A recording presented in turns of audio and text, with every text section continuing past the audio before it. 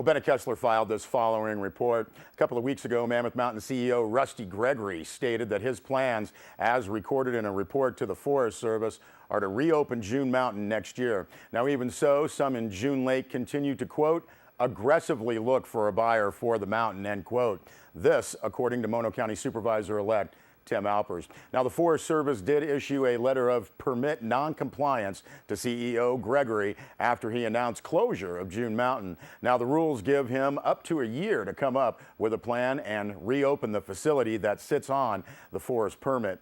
Now, Tim Alpers said that barring drought or financial issues, he believes Gregory is committed to reopen the mountain. As for the search for a new buyer, Alpers said CEO Gregory has said if the price is right, he would sell. Now, this year, the June Lake Revitalization Committee and others have worked hard to make their town attractive in spite of the lack of its major amenity, and that's the ski area. Now, Tim Alpers said the town looks great, lots of lights and a beautiful appearance. Now, the community has planned a list of events to attract visitors as well as cross-country skiing. Now, the event list includes breakfast with Santa, music and dancing, a winter festival and triathlon, a snowmobile rally, and new trails for cross-country skiing. Now, Alpers says he thinks the events will be successful and will continue as features when the ski area reopens.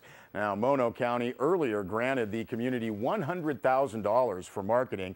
Alpers said, quote, the people understand they were granted $100,000 of their fellow citizens' tax dollars, and they're treating it as if it is their own, end quote. Now, the soon-to-be official county supervisor said that another committee is coming soon. Now, this one's headed by Carl Williams, June Mountain's former manager. Now, that group will examine how the community can help make June Mountain successful, how the mountain should be run. Alpers said they will possibly visit some ski areas in the east, which are about the size of June Mountain and are very successful. Now, the local people may examine those ski areas' balance sheets and operations plans. Now, Alpers said one vision is to look at Mammoth Mountain and June Mountain as a regional facility and not June Mountain as an overflow for Mammoth. Alpers said, quote, June can cater to young families and develop customers for many years. In short, he said, we're looking for a new way to do business. Well, Bennett Kessler also filed this report. At the Bishop City Council meeting Monday night, newly elected officials stood up to be sworn in. Re-elected council members Dave Stottlemyre and Laura Smith, as well as newly elected council member Pat Gardner, took the oath. Now, retiring Bishop City Council member Susan Cullen graciously welcomed Pat Gardner, and then the new council turned to selection of mayor and mayor pro tem. Laura Smith was chosen as mayor and Jim Ellis as mayor pro tem.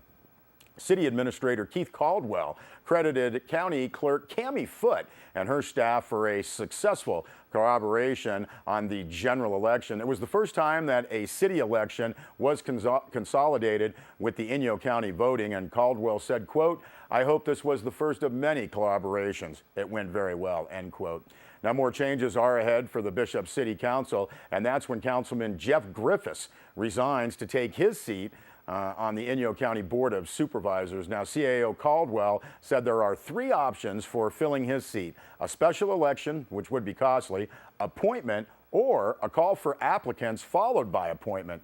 Now, Caldwell thinks the third choice is likely. Nothing will happen until Griffiths resigns his seat, and then Caldwell said that the city has 60 days after that to fill the vacancy. Now, another City of Bishop business, the council did agree to waive the hiring freeze for a new police officer at the 1st of December and possibly a second officer in December. CAO Caldwell explained that 6 months ago, a police officer left the Bishop Police Department and that vacancy has remained open. He said that as of December 1st, another officer is expected to move on. Now, the Bishop City Council agreed to allow the two hirings, and when that is accomplished, the Bishop Police Department will include 12 officers.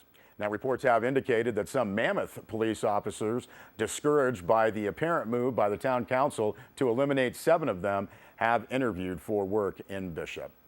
And also, there's some good news for residents of Sunrise Mobile Home Park. The Bishop City Council reduced the rent of those who own their own homes and rent the land from the city by $25 per month.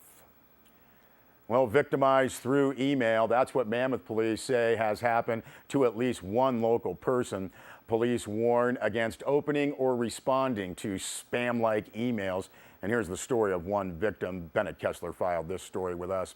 Police said the victim received an email under the name of Mercy Samuel 2005 at gmail.com. And this was soliciting secretarial work for $800 a month to run errands in Mammoth Lakes and to mail and purchase items. Now, the victim responded and received notice that a check was on the way to start work. Now, a check for $2,000 arrived from a Linda P.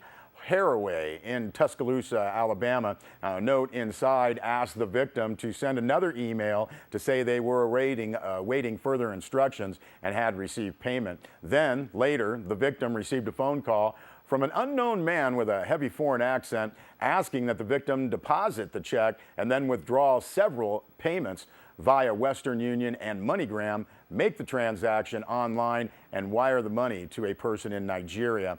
Now, the victim deposited the check into his or her account in Mammoth Lakes in a bank and then made 2 withdrawals and wired them to Nigeria. And as if that weren't confusing enough, another request came to the victim to send more money to someone in Big Bear City. Then came the bad news. The Mammoth Bank informed the victim that the original check was fraudulent, so the victim's own money was stolen. And again, a warning from Mammoth Police and all local officials: be very cautious about responding to those kinds of situations. Well, Bennett Kessler filed this following story. At 3:30 Monday morning, fire broke out in a home on Mount Whitney Drive in Lone Pine, and within minutes across town, a resident of that home working the graveyard shift collapsed, died at Southern Inyo Hospital. Now, this tragic story started with the house fire and continues with an investigation. Now, according to the Inyo County Sheriff's Office, 3 adults lived in that home, which was a total loss. Lone Pine Fire Chief Leroy Kritz said 5 fire engines responded from the Lone Pine Volunteer Fire Department with an ambulance on standby. Now, no one in the home was injured. Chief Kritz said that crews stayed on the fire from about 4 a.m. Monday morning to 8 a.m. And he said CAL FIRE would send someone up to investigate. Now, with other homes close by in the neighborhood, firefighters managed to contain the blaze to the one home. Chief Kritz said it was fortunate there was no wind, and he said the house was totally gutted by fire. Now, again, meanwhile, a resident of that home, 48-year-old Antoinette Bartlett, was at work at the Best Western Motel south of Lone Pine. Now, reports indicated that her mother, Geraldine Dodd, also a resident of the burned home, tried to contact her daughter, and no one answered at the motel. Now, later it was discovered that Ms. Bartlett had collapsed in the kitchen of the Best Western less than an hour after her home had caught fire. Now, reports said Ms. Bartlett was transferred to Southern Inyo Hospital, where she was pronounced deceased. It was obviously a very difficult time for Ms. Dodd, who lost her daughter and all of her possessions. Deputy Coroner and investigator in Lone Pine, Jeff Mullenhauer, said this death is under investigation, and he confirmed that Ms. Bartlett was a resident of the home that was destroyed by fire but was not there at the time. Now, donations to the Dodd family can be made, and, well, proceeds from the inaugural Lone Pine Christmas Light Parade, and that's taking place this Saturday at 4:30 p.m. And if you would like to get some more information on that Lone Pine Parade and how you might be able to help out, you can call 916-335-7553. We'll be back with more news.